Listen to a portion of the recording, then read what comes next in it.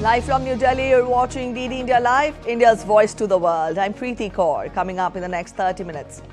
President Droupadi Murmu to hold talks with President of Botswana, Duma Boko. Cheetah diplomacy, bilateral ties on the agenda.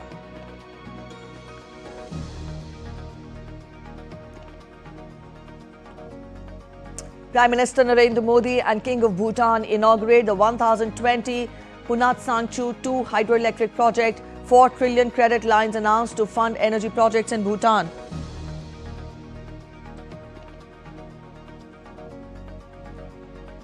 India's National Investigation Agency takes over Delhi car blast case. Case registered under the Unlawful Activities Prevention Act and Explosives Act. Delhi-NCR on high alert.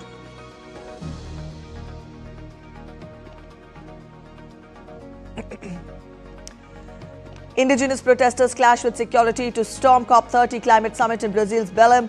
Call for land rights, seek more influence in forest management talks.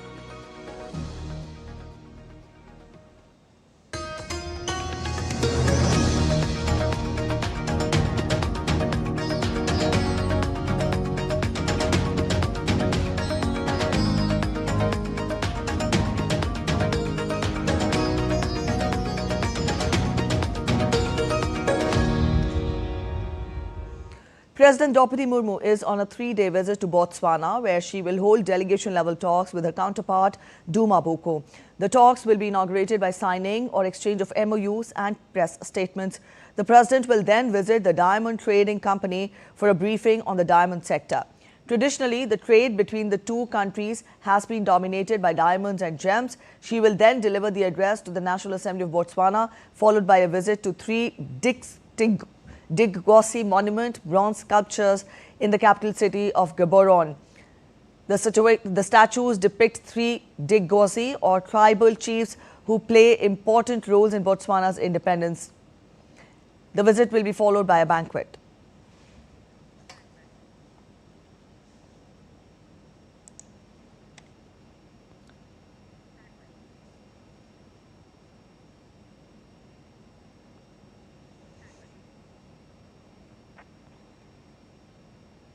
President Murmu's visit to the African country aims to further deepen the bilateral ties, focusing on cooperation in key areas such as health, education, agriculture, mining, trade and investment.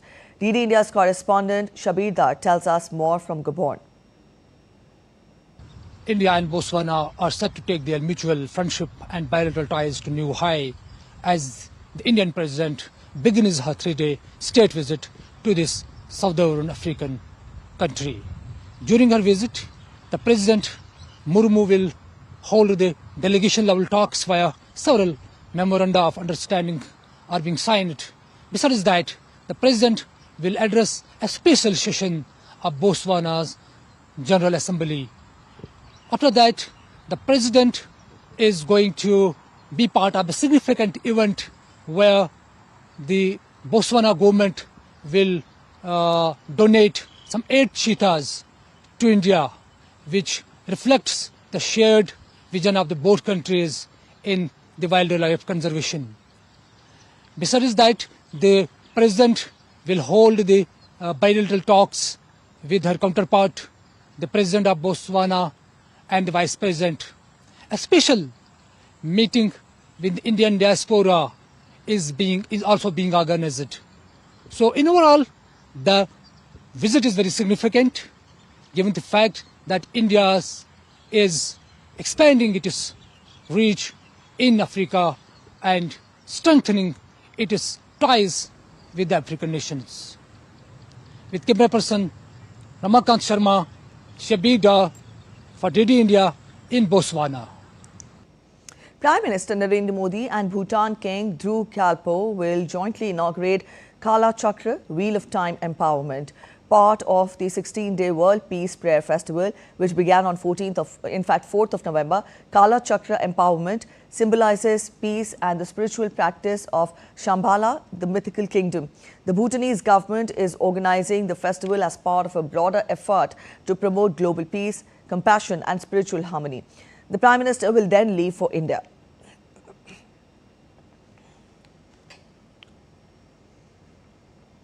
Earlier on Tuesday, Prime Minister Modi and Bhutanese King inaugurated the 1,020 megawatt Punatsangchhu-II hydroelectric power project in Thimphu. The Indian government announced a concessional line of credit of 4,000 crore rupees for Bhutan to fund the energy projects. Also, India announced the grant of land in Varanasi for building a Bhutanese temple and guest house. DD India's Shubhendu Ghosh reports us this report from Thimphu. Giving a boost to development cooperation between India and Bhutan, Prime Minister Narendra Modi, along with King of Bhutan, Jigme Khesar Namgyal Wangchuk, inaugurated 1,020 megawatt Punatsangchhu-II hydroelectric project developed jointly by the Government of India and the Royal Government of Bhutan. With the completion of the Punatsangchhu-II project, Bhutan's installed power capacity has increased by about 40% to over 3,500 megawatt.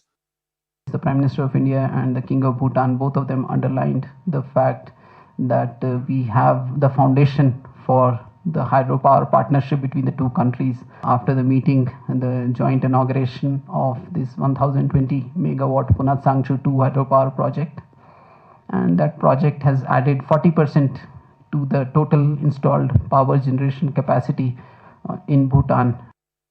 Earlier, Prime Minister Modi and King of Bhutan, Jigme Khesar Namgyal Wangchuk, witnessed the exchange of 3 MOUs in Thimphu. These MOUs are in the fields of renewable energy, mental health services and healthcare to further strengthen bilateral cooperation. Government of India also announced a concessional line of credit of 4,000 crore rupees for Bhutan to fund energy projects. There was an announcement of a line of credit of Indian rupees 4,000, which translates into null 40 billion, which has been kind of extended. Prime Minister Narendra Modi also addressed an event to mark the 70th birth anniversary of 4th King of Bhutan at Changli Methang Celebration Ground in Thimphu. Bharat और भूटान के संबंध इतने सशक्त और समृद्ध हैं। हम मुश्किलों में भी साथ थे, हमने चुनौतियों का सामना भी मिलकर किया, और आज जब हम प्रोग्रेस की प्रॉस्पेरिटी की तरफ चल पड़े हैं, तब भी हमारा साथ और मजबूत हो रहा है। Bhutan's king, Jigme Khesar Namgyal Wangchuk, led a mass prayer in Thimphu, joined by thousands of Bhutanese citizens. Come together and pray for India, pray for Prime Minister Modi. May all your aspirations, may your vision and your service to India bear fruit. May you overcome each and every single obstacle, and may your dream of a even brighter, stronger, more prosperous India be fulfilled. But above all, we would like to take a moment and pray for the people who sadly lost their lives yesterday in Delhi. On Wednesday, Prime Minister will participate in the Global Peace Prayer Festival. The shared spiritual heritage and warm people-to-people ties are a hallmark of the special partnership. India and Bhutan share a unique and exemplary partnership marked by deep mutual trust, goodwill and respect for each other. Day one of Prime Minister Narendra Modi's visit to Bhutan highlighted the civilizational and spiritual ties between the two nations. New milestones in development partnership were added with the Punatsangchhu-II hydropower project. The leaders also sent out a message of peace and solidarity in the aftermath of the Delhi blast incident.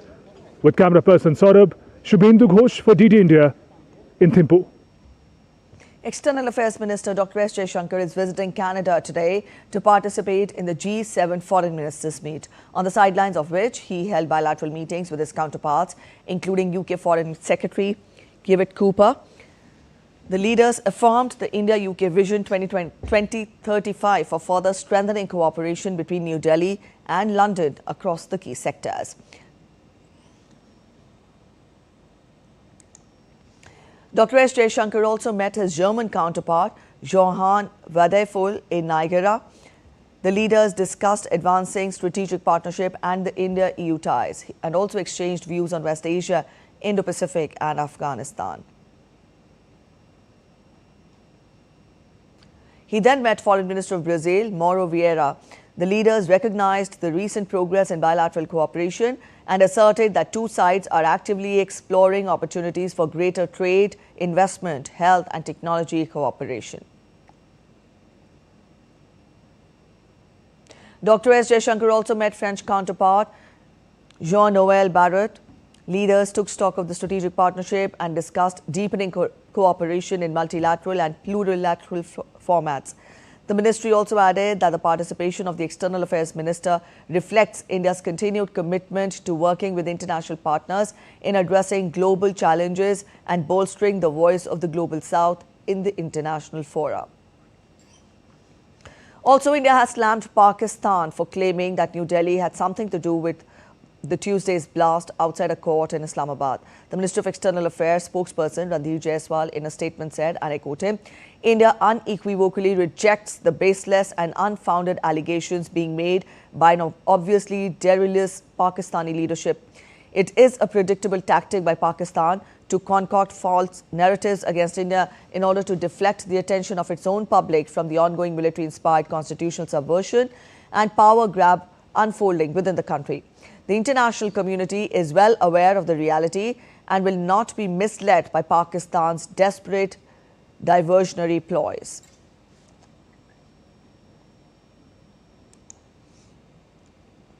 India and Cuba signed an MOU in Havana comprising of a treaty on mutual legal assistance in criminal matters and a protocol on cultural exchange and cooperation. The signing took place during a meeting between India's Minister of State for External Affairs and Textiles, Pabitra Margarita, and Gerardo Penalvera Portal, Cuba's acting Minister for Foreign Affairs. Pabitra Margarita is on an official visit to Cuba. Penalver Portal emphasized on the priority of continuing to develop ongoing political dialogue and economic and trade cooperation with India. He also emphasized on the value of this cooperation and expressed gratitude for the solidarity offered by India following the hurricanes that struck the Cuban archipelago in recent years.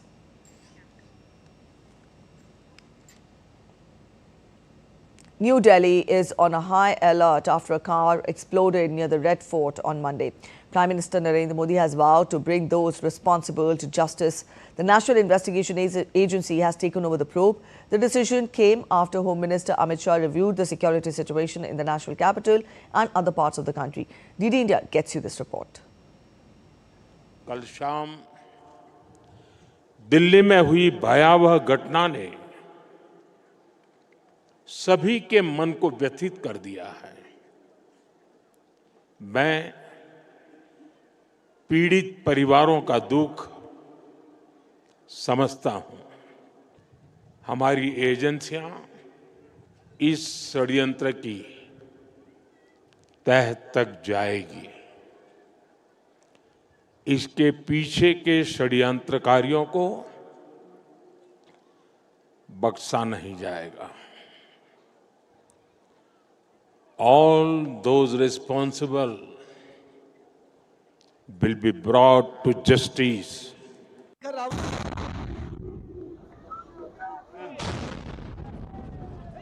Prime Minister vowed strict actions against the conspirators of blast in Delhi, adding that the tragedy in Delhi has pained every Indian.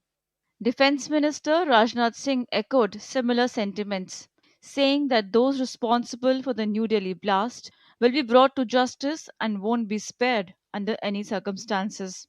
From this platform, I wish to assure my citizens that the country's leading investigative agencies are conducting a swift and thorough inquiry into the incident. The findings of the investigation will soon be made public. I want to formally assure the nation that those responsible for this tragedy will be brought to the justice and will not be spared under any circumstances. Home Minister Amit Shah chaired a high-level security meeting attended by senior officials of the NIA, Intelligence Bureau and Delhi Police to review the ongoing investigation and assess the security situation in the capital. NIA has taken over investigation into the Delhi car blast case. An NIA team revisited the site on Tuesday morning to gather additional forensic evidence. The blast had occurred on Monday near the historic Red Fort in New Delhi. Crime के ऊपर forensic science की FSL की team भी है, उसके अलावा और भी स्पेशलाइज्ड एजेंसीज की दिल्ली पुलिस की टीम भी है, एनएसजी की टीम भी है, जो पूरे सीन ऑफ क्राइम को यहाँ पे एग्जामिन कर रही हैं, आसपास के इलाके को भी एग्जामिन कर रही हैं और जो भी इसकी इन्वेस्टिगेशन के लिए ज़रूरी एविडेंसेज और ट्रेसेज हैं वो सारे कलेक्ट किए जा रहे हैं. Messages of condolence continue to pour in from across the world. Japanese Prime Minister Sanae Takaichi expressed deep sorrow and voiced confidence that the investigation will uncover the truth. From Washington, the U.S. State Department's Bureau of South and Central Asian Affairs extended heartfelt condolences, while from Maldives President Mohammad Mizu said his country stands in solidarity with the people and government of India. The ambassadors of the Russia, European Union, France, Egypt, Japan, the UK, Iran, and Argentina also expressed solidarity with the India during the tragic time. As investigations continue, the nation waits, united in grief but resolute. With inputs from Tapas Bhattacharya, Kriti Vadhera, and Jessica Taneja, Shruti Tripaঠি's report for DD India. The Delhi government has announced compensation for the families of those killed and injured in the Delhi blast incident. Delhi's Chief Minister Rekha Gupta, in a social media post, informed that the families of those who lost their lives in this incident will be given an ex gratia of 1 million rupees. The Chief Minister also added that the permanently disabled individuals will receive 500,000 rupees and seriously injured people will be provided with 200,000 rupees. The minister also said that the state government will take responsibility for the proper and quality treatment of the injured. Meanwhile, Delhi Metro Rail Corporation has informed that in view of the security concerns, the entry and exit of Red Fort Metro Station will be closed till further order. The Red Fort in Delhi will also remain closed to visitors till Thursday following the blast to facilitate an ongoing investigation at the scene.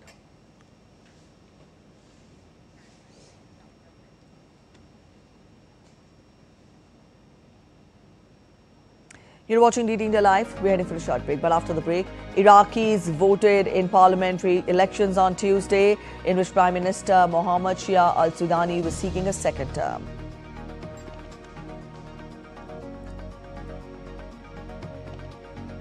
India clinched 2 more silver medals at the Shooting World Championship in Egypt.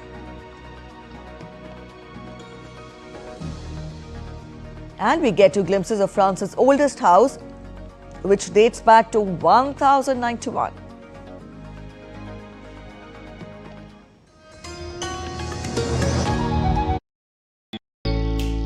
Jharkhand will mesmerize you with majestic nature, rich heritage and colorful culture. Hello. Johar. It fits perfectly. Thank you. Full workout ho gaya. Ready?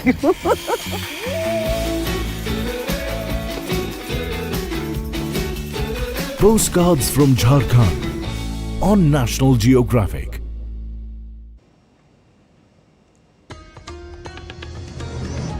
Welcome back after the break. You're watching DD India News. Let's continue getting you more updates. Tension flared at the COP30 summit in Belem as dozens of indigenous protesters forced their way into the venue. The group demanded stronger recognition of indigenous rights in forest management. Chaos erupted outside the COP30 climate summit in Belem, Brazil, as indigenous protesters clashed with security personnel while attempting to enter the UN compound. The demonstrators, waving flags and carrying signs reading "Our land is not for sale," demanded access to the talks attended by global delegates. The protest was part of a larger march of hundreds rallying for land rights and environmental protection. Earlier this week, dozens of indigenous leaders arrived to join the summit, pressing for greater involvement in decisions on forest management. A prominent leader said frustration is mounting over ongoing industrial and development projects threatening the Amazon's ecology.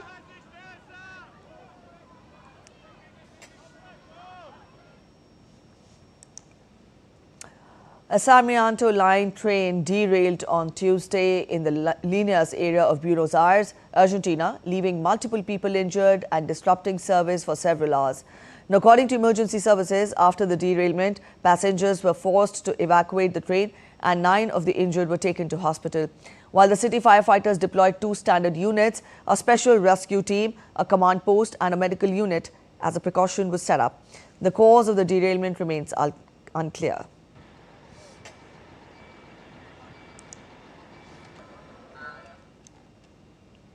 Vote counting began on Tuesday following the conclusion of the two-day in-country voting for the first phase of Egypt's parliamentary elections. Egypt concluded the first phase of voting in its parliamentary elections, which covered nearly half of the country's provinces. A total of 1,281 candidates competed in the first phase of the polls, whose results are expected to be announced on November 18th.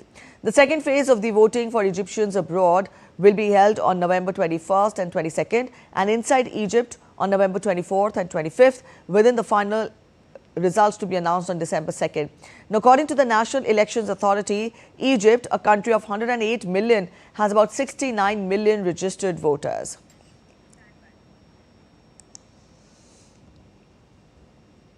Iraqis also voted in parliamentary elections on Tuesday, in which Prime Minister Mohammed Shia al-Sudani was seeking a second term. Polling closed with low turnout, marked by tight security and a boycott by a major political bloc. Turnout in Iraq's sixth parliamentary election reached just over 23% as of midday. Preliminary results were due to be announced during the next 48 hours, with the final outcome expected next week. Sudani's bloc was forecast to win the most seats, but fall short of a majority, potentially meaning month of post-election talks among the Shiite and Sunni Muslims as well as Kurdish parties.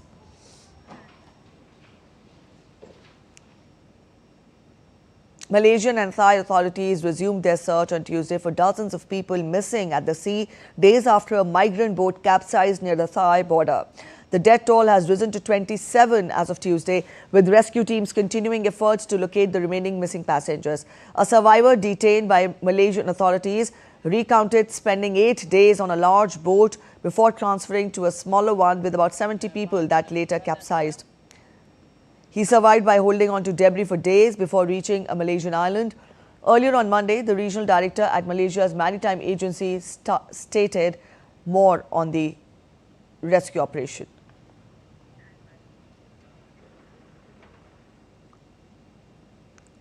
Up next, sports news. India clinched 2 more silver medals at the Shooting World Championship in Egypt.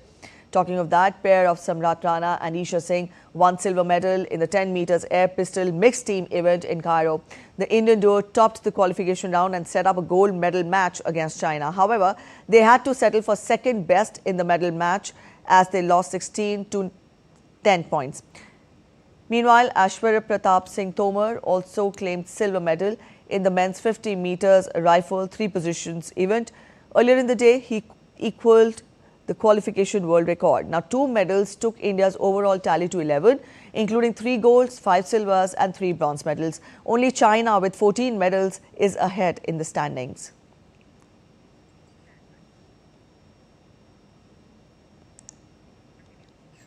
Preparations for the 2026 Glasgow Commonwealth Games are picking up pace. As part of the build-up, the King's bat-on relay was unveiled in New Delhi on Tuesday. Sports Minister Dr. Mansukh Mandavia and British High Commissioner to India Lindy Cameron attended the event. This edition of the relay is unique because for the first time, each country will have its own baton, reflecting the civilizational and culture of the respective Commonwealth nations. The baton will travel around all the 74 Commonwealth countries and territories, promoting hope, unity and collaboration. Notably, the baton carries a message from the head of the Commonwealth, which is read during this opening ceremony. The 2026 Commonwealth Games will be held at Glasgow in Scotland from 23rd July to 2nd August next year. Baton सारे देश में जाएगी ये संदेश लेके, friendship का, equality का, sportsmanship का। दोस्तों, देश बदल रहा है, देश आगे बढ़ रहा है, नया भारत बन रहा है। ये नया Bharat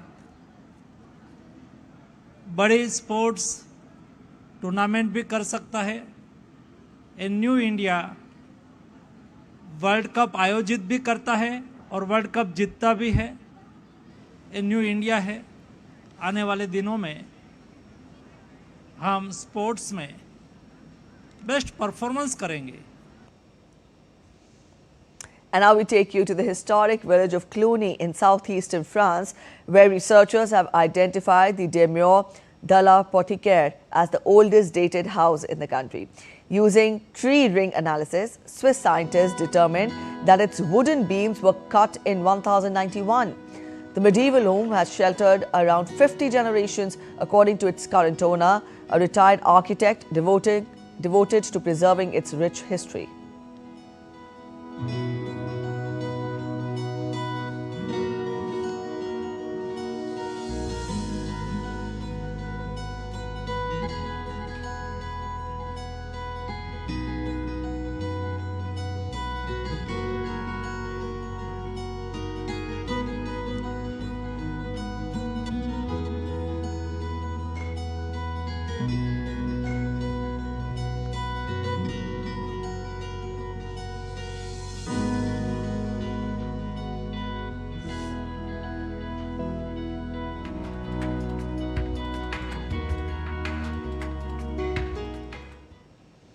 With that, we end this edition of DD India Live. But let us know your thoughts on the news of the day. For those of you on the go, you can get all the latest news and updates from India and across the world on the DD India mobile app. This app is available on both Android and iOS platforms, and you can download the respective QR codes. We'll be back with more news as it breaks here on DD India. I'm Preeti Kaur signing off, and from all of us here in Delhi, thanks for watching DD India Live.